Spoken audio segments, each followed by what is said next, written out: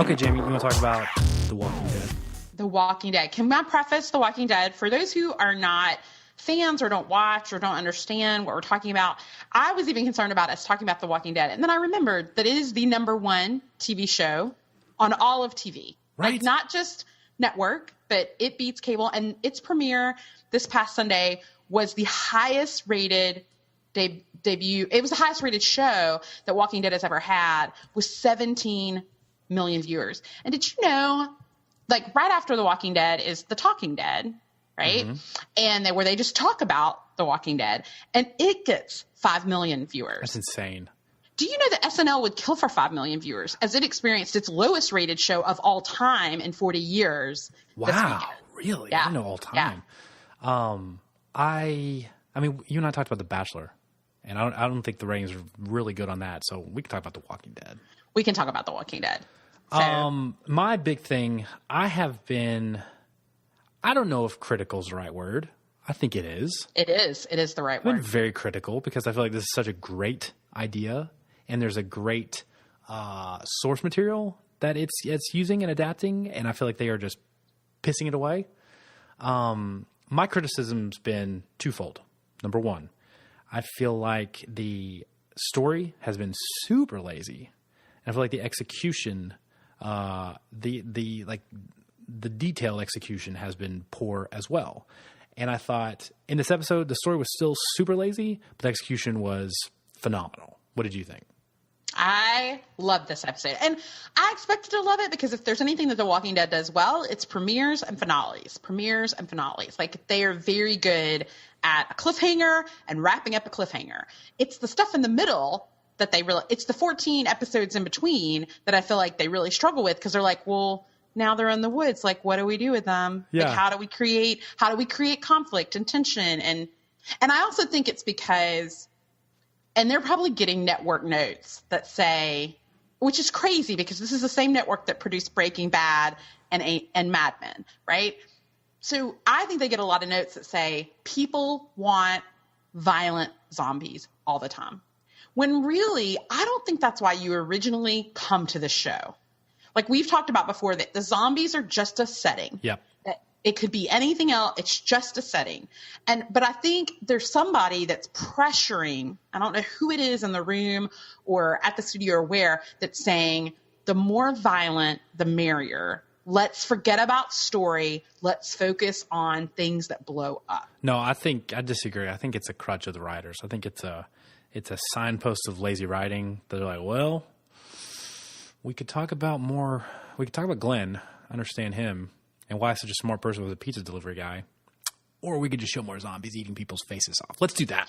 Well, do you think it's because there's separate from the comic, which I don't know anything about, but do you think it's because there's no end game? Like, in a normal show, there's an end game for the season, or there's an end game for the entire, like, we're going to meet the mother at the end of this 9 years. Right. Like, that's what's going to happen. Do you think it's because this is a plot that literally could stretch on eternally, probably to AMC's joy and excitement for the dollars that are attached to that, but that you don't have to have closure on this show? There's no closure. Like, you can kill a main character and people stay with you. You can introduce new characters. It's almost like a daytime soap opera. No, there's no end game. I think you're very right, because I think, when are you the most frivolous with money? When you've got more than you know what to do with. Like, when you have to be real careful, like Breaking Bad, it never became a huge success until like the last couple seasons.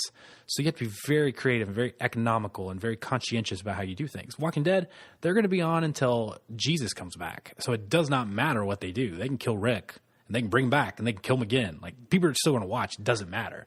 So when you have that wide of a berth, like, who cares what they're going to do? But still, I just wish there was a little more ambition and inspiration to what they're doing. My big problem with this episode was two things.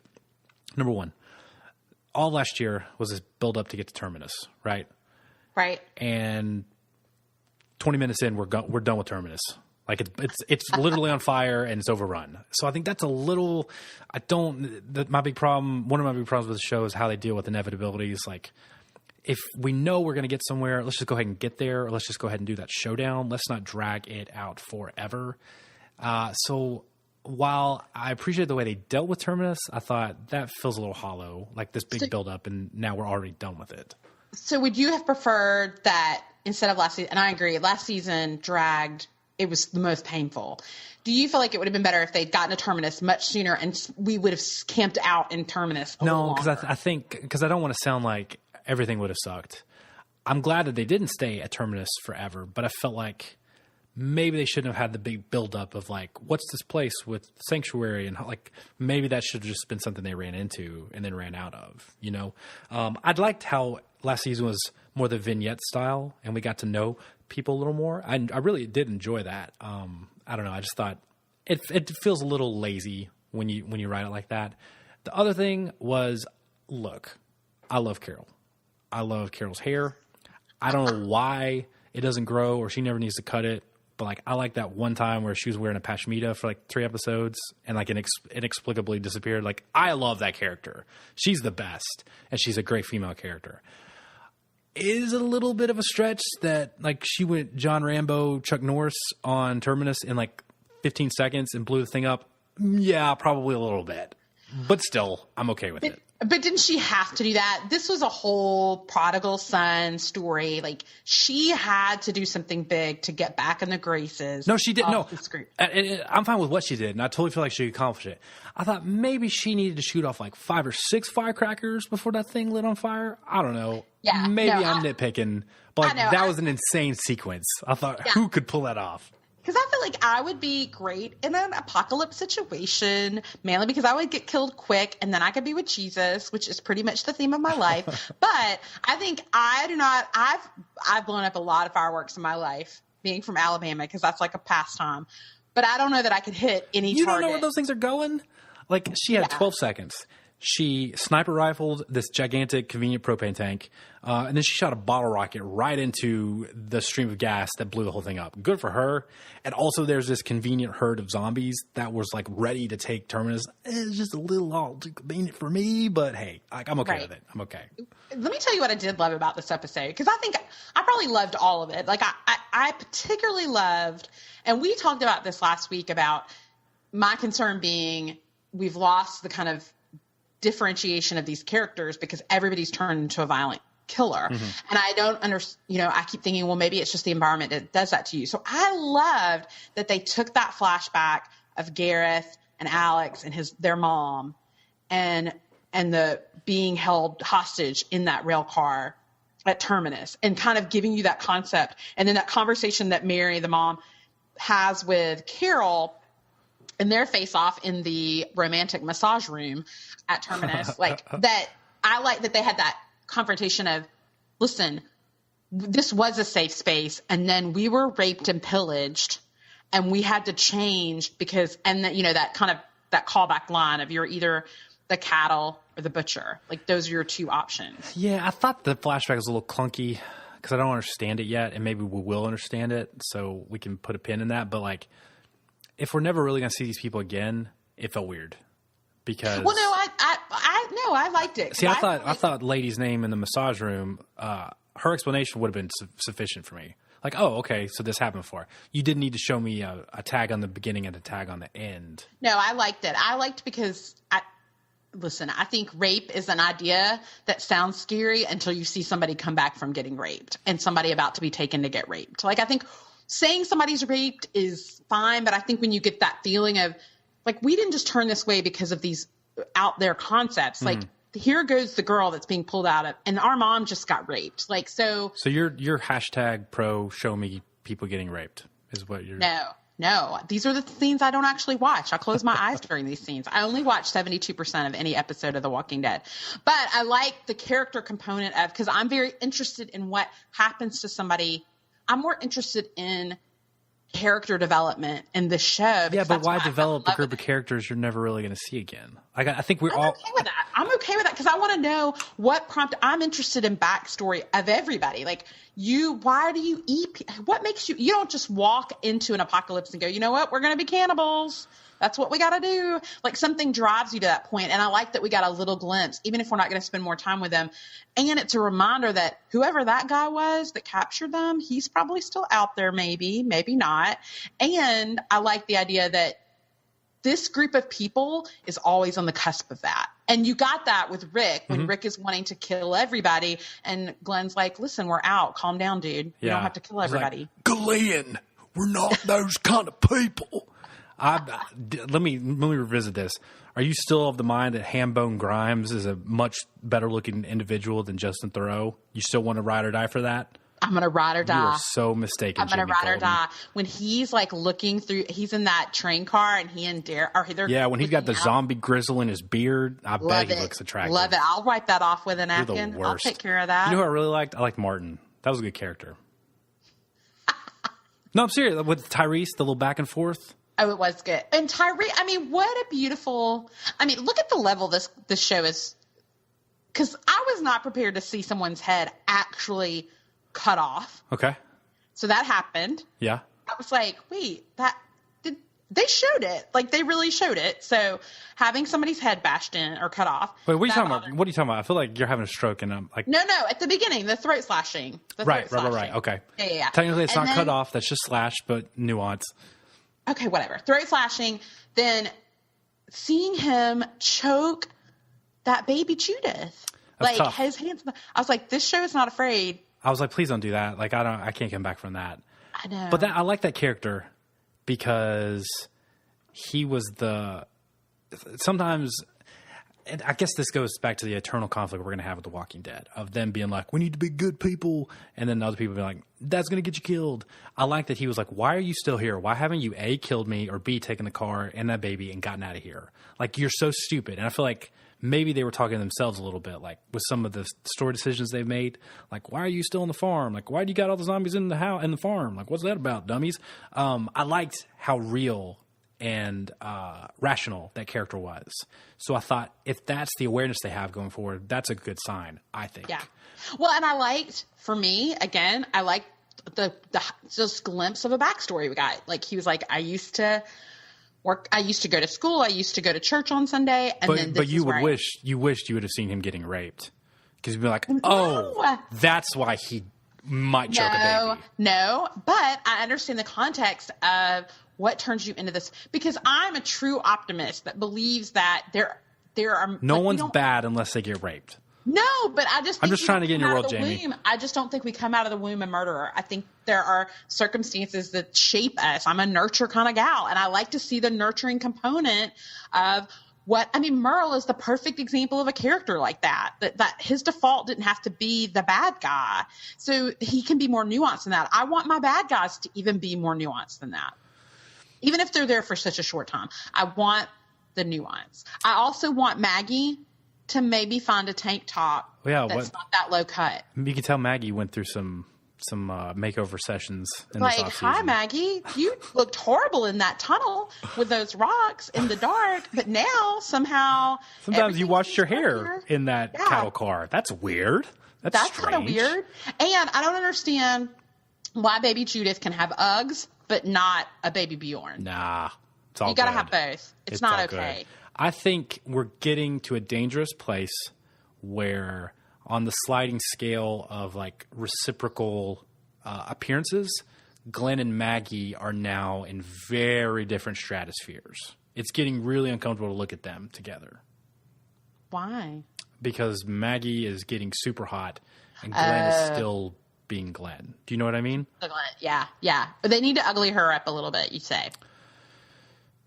Maybe they're not even going to focus on that. Listen, the best appearance in this show, in this episode, of course, was who? Morgan. At the end, we got Morgan on the train tracks, hot on Rick's tail. Why do we love Morgan so much? He's a character that's only appeared in a total of 3 episodes. Why do we love him? I don't know. I'm trying to be careful how I say this. I hope the TV show is more fair to him than the comic is. I'll say that.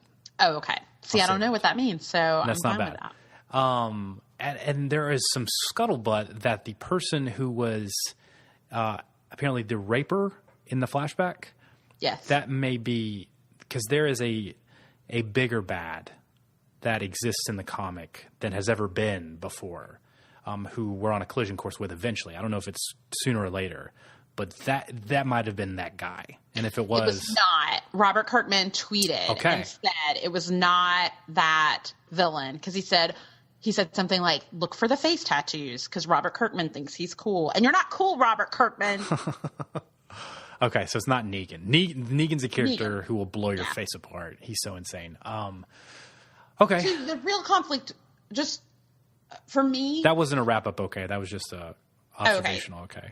The real conflict for me, the biggest thing that I feel like, and I tweeted this, I feel like the biggest thing that The Walking Dead asks us to do right now is obviously suspend disbelief that, I mean, there's zombies and that the smartest person in the room is a guy with a mullet. That can't be right. Yeah, Jamie, I'm glad you brought him up. What percentage of you believes his non-answer? I think Eugene is the guy in high school that thought he had invented the cell phone in 1984, and he had not. But he's made everybody else think he's invented the cell phone, and so he's just going to ride that belief system out as long as he can. Jamie, that dude, like, there was an old SNL like skit that recurred with Amy Poehler. I don't know if you remember. It's like Appalachian Emergency Center. Do you know what I mean? Yes. He's the Chris Parnell character who always comes in talking about how something he sat on something and it ended up in his butthole. Like that dude is just like the mullet. Everything's a little off and a little inbred. And even his answer, he was like, it was like he just kept saying fire and fire and fire and fire and fire and fire and fire and fire and fire and fire. And we're gonna fight more fire. I'm like, why are we lighting things on fire? Like, why are we doing that? Yeah, like, did you know I created fire? I did. It's in my pocket. We got to get to Washington so I can pull out my fire. My fire pockets and stuff. And I know. But yeah, what I feel like is going to happen is Abraham has so bought into the Eugene fire story that Abraham's going to be a problem later on. There's going to be a problem later on, like the conflict between Jamie. Rick and Abraham. There's conflicts ahoy, Jamie Golden. Conflicts ahoy. Oh, well. So we'll see. But a very promising start to the season. Do you know if they plan on splitting it up again? I'm sure, because AMC doesn't know how to show all the episodes at one time. Isn't it sad that it's so super clear now that Mad Men and Breaking Bad were huge accidents and not going to be the rule going forward for this network? Yeah, no. Well, AMC did just say they have canceled all unscripted shows. They canceled all unscripted shows, and they're going back to the heart of what they are, which is scripted television. So we'll see. Yeah. Although I didn't like the other two, so I like Walking Dead. No, I think they just need to go all in on Walking Dead because they're terrible at making other shows now. And they'll just be instead of AMC, it can be like ZMC, or just zombies. The only reason they were good is because they got on stuff people passed on. And now those networks aren't making the same mistakes. Like HBO will not pass on Mad Men again. So they can't rely on that kind of market incorrection or whatever to go forward. Now they just have to have good talent at picking shows, and clearly they have shown that they don't have that. They do not. Low Winter Sun, was it Crash? Turn. Return. Listen, people trying to make Turn. And what's the one with the dude who looks like Jesus in like the 1700s or whatever, building a railroad? You know what I'm talking about? No. Real long hair. He's got a big beard and his railroad. Jesus? Common is in it. No. You know what I'm talking about? I refuse to Google this. I don't watch commercials. Or AMC for that matter, normally. It's not a good show. And everyone's saying it is. Like, stop it. You're embarrassing yourself. You are embarrassing yourself. You're trying to make fetch a thing, and it's not ever going to be a thing. So stop. Jamie, I think it's going to wrap it up for this episode of the podcast. I think it is. Okay, make sure that you are following, obviously, the Popcast on Twitter at PopcastPod and on Facebook at the Popcast, and then Knox and I as well. Go to Knox McCoy or go to Jamie's Rabbits. You can find us on all social media networks that way. I'm Jamie Golden. You can find me at my blog as well at jamiesrabbits.com. And I'm Knox McCoy. You find me on Twitter at Knox McCoy or my blog, knoxmccoy.com. Thanks for listening. See you next week. Bye, guys.